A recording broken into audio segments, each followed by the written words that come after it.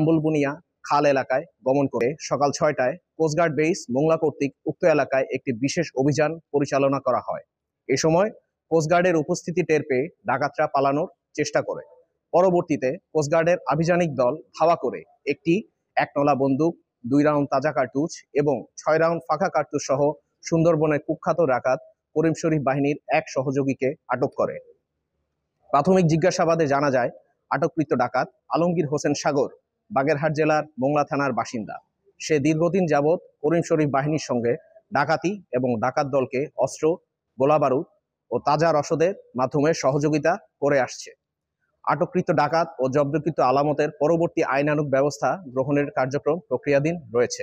সুন্দরবনকে দস্যুমুক্ত করতে কোস্টগার্ড ভবিষ্যতেও এ ধরনের অভিযান অব্যাহত রাখবে।